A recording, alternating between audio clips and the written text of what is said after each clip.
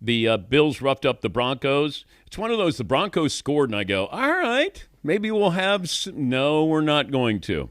Then all of a sudden it was all Bills all the time. The Eagles, I thought the Eagles were like a three-touchdown, at least 3 touchdowns better than the Packers. The way they played, it's just they couldn't put them away. And the Commanders last night with Jayden Daniels, I can't call him a rookie anymore. I don't know if I could call him a rookie the way he played this year. He's the first rookie since at least 1950 to lead his team in both passing yards and rushing yards in a playoff win. Like, he's starting to create a category onto himself. Also, 5 go-ahead touchdown passes in the fourth quarter overtime this season. The last time you had a quarterback who put up those kind of numbers, Russell Wilson Jr. III in 2012. Woo! Ow! Stat of the day! Stat of the day! Stat of the day! Stat of the day! This is the stat of the day! Brought to you by Panini America, the official trading cards of the program. We'll get to phone calls, best and worst of the weekend. Operator Tyler is sitting by. I don't know if there was a surprise this weekend.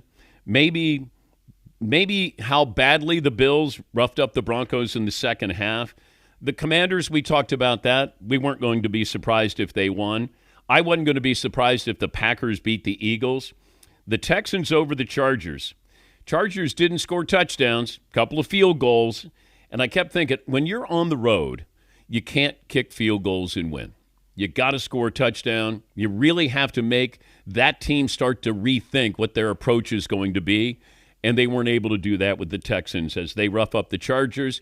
And Justin Herbert, deservedly so, deserves a lot of blame. That was a mess. And the Ravens handled the Steelers 28-14. They never really put them away, but it did feel like the Ravens were a better team.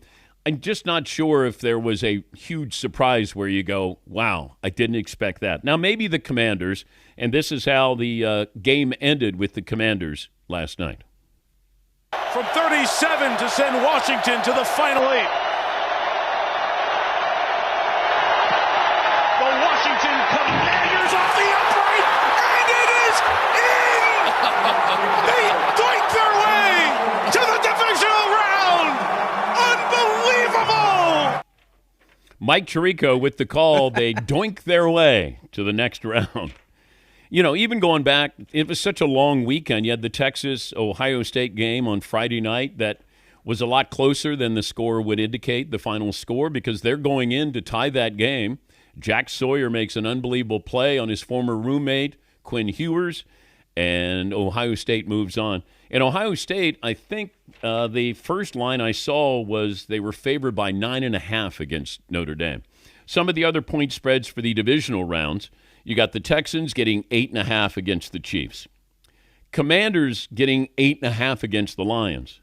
And the Ravens are getting 1.5 against the Buffalo Bills. Dun, dun. Thank you, Paulie. Thank you, Paulie. All righty. We'll get to poll questions coming up. Hour 1 poll question. Yes, Paul. I got to tell you, I was pretty surprised that the Chargers no-showed after the first quarter. When that first quarter was over, I was like, the Chargers are going to steal this one. They're rolling. They're not great, but a couple field goals. And the Texans, I think, had 4 punts and a turnover. If you stopped that game at the end of the first quarter, I would have put money on the Chargers. That's the surprise of the weekend. I thought they had a game plan, but they didn't score touchdowns. And I thought maybe the Texans got a good defense. So I thought if C.J. Stroud and Joe Mixon was wonderful, that if they got a couple of touchdowns, now I put the pressure on Jim Harbaugh and Justin Herbert. And you saw exactly what happened when pressure was applied, that was like a tourniquet. That was bad. And Justin Herbert's got to wear this. You know, we had the collapse against Jacksonville a couple of years ago, but they were up 27, and then this one as well. Look, their quarterbacks, sometimes it metastasizes when it comes to the postseason. We've seen quarterbacks, it's certainly in the Super Bowl. Somebody will have a bad game, and then it becomes a terrible game. Or somebody's having a good game, it becomes a great game. These bigger games, sometimes that happens. Justin Herbert couldn't get out of his own way. There was one interception that wasn't his fault. It was his tight end's fault there. But still, we put pressure on these quarterbacks. We give them too much credit, too much blame. And now you have the MVP Bowl coming up here. You got Josh Allen and you got Lamar Jackson. I was told, a source said Lamar Jackson's winning the MVP. And I said, why do you say that? And he said, well, I always look at the all-pro votes. Not Pro Bowl, but all-pro votes. And Lamar Jackson was there was quite a bit of separation between him and Josh Allen. But they both played great. Lamar is wonderful. But you start to look at these running backs. Saquon Barkley, he was great. Although I think their bettors might not be too pleased with Saquon Barkley. He could have scored the touchdown, and then he slides because I think they were going for – that was a anytime touch. He was the most bet anytime touchdown guy this weekend. So you're going, he's going to score. And then he slid because if they got a first down, then the game was over. They said, no, game was over. I just I slid. All these bettors are going, I'm going to cash in on this. Not the case. But Lamar, Derrick Henry, and we could argue what was a bigger offseason move, getting Derrick Henry or getting Saquon Barkley, and it might be a push. I just want to see what happens in the postseason because regular season, unbelievable numbers. It's when you must get those yards, can you get those yards? And those two guys are going to be just as instrumental as their quarterbacks, if not more so.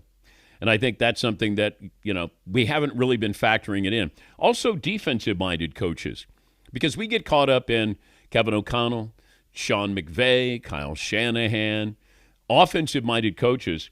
If you look at what defensive coaches have done, you start with Dan Campbell. You got DeMeco Ryans, you got Dan Quinn, you got Sean McDermott. These are defensive-minded coaches. And I think you got to remember that with the postseason. They're running the football, and defense is stressed in a different way than it has been before. Now, you still want to play great defense. The question is, can you? And we've seen that so far. All right. Seton poll question today. Which quarterback had the worst weekend? Justin Herbert, Jordan Love, Baker Mayfield. Okay. Baker Mayfield had a big fumble with 11 minutes to go. He only threw 18 times. I think he was 15 of 18. But that was a huge, huge play. Jordan Love, 3 interceptions.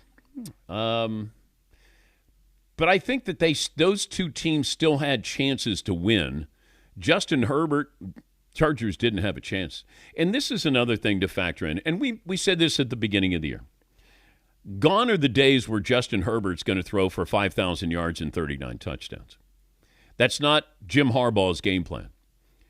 Harbaugh wants to have a big offensive line, run the football, play good defense, just like that happened at Michigan. Justin Herbert, and we said this will statistically be one of his worst seasons because of that. They're not going to be leading with the pass. He had 3 interceptions the entire year, regular season, and then 4 yesterday. So he did have an incredible season taking care of the football. And this was a big reason why the Chargers are in the postseason. They did not have turnovers. They played great defense. And then all of a sudden, Justin Herbert with 4 interceptions. So I would say that he had by far and away the worst game perception-wise. I don't think people are going to look at Jordan Love and go, nah. Look at what he did against Dallas last year, and I think he can still live off that. I think Baker had a really, really good season. That's back-to-back really good seasons.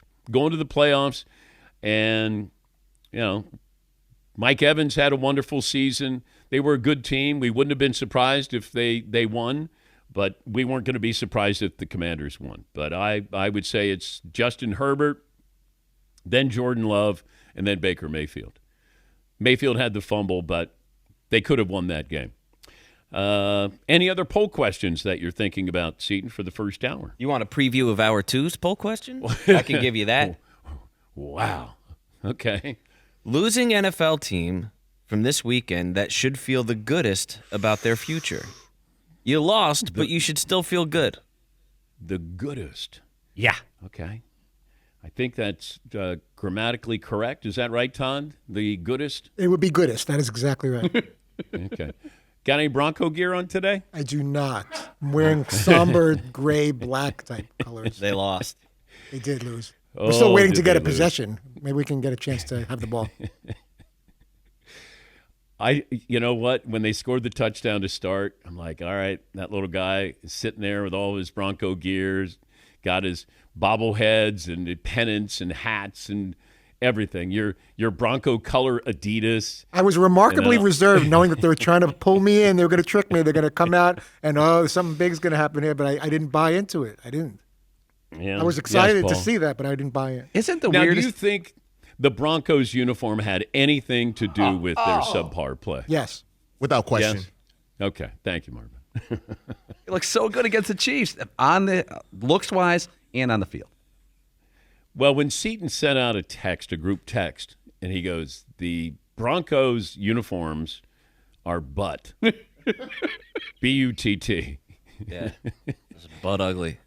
Yeah. No they one were has butt ever ugly. won anything major wearing orange pants. Yeah. Yeah. Sorry, I know Tennessee fans are like, yeah, well, you should see it's ugly. Okay, I'm sorry. Seton's right, though. The But it's Buccaneers, ugly. when they won, their pants were pewter. They were not orange. They were not orange. No one has ever won anything great in orange. Pewter. Yeah. Well, you had a good season, Todd. We did. I was hoping it would be a little more competitive in the second half. Once that field goal doink that would have tied it at 10, I started feeling a little bit of that momentum that they could have had that they lost going into the Yep. break. I agree. When that happened, I was like, uh-oh. Yeah, Paulie. Isn't the weirdest thing this year that the Buffalo Bills have become a run-first team? 44 carries, 210 yards. And 2 years ago, that was the story. Oh, they got a bunch of decent running backs. They can never establish a run. They leave Josh Allen hung out to dry. It's very weird how much that's changed. Yeah, but we're seeing teams run the football now. That's part of the game plan where it used to be, can you run the football? It's, we will run the football. And you saw that. Yeah, you saw that all weekend long. But you're right. I think they look at Josh Allen he's another running back there playing quarterback. And that ability to control the line of scrimmage, when was Cook drafted? Like, was he a third or fourth round draft pick? But, they got a couple of running backs. They run hard. Yeah, Paulie. He was the final pick of the second round in 2022. He makes $1.2 million a season. Yeah. Yeah. We've talked about this before. You wanted to do an MVP based off salary. He would be in there this year. Yeah. But I think that should factor in. I've said this before. When A-Rod won MVP in baseball and Big Papi, I thought, was more of an MVP. If I factored in he made $5 million and A-Rod made, I think, $25 million, I got to factor that into value. But they don't.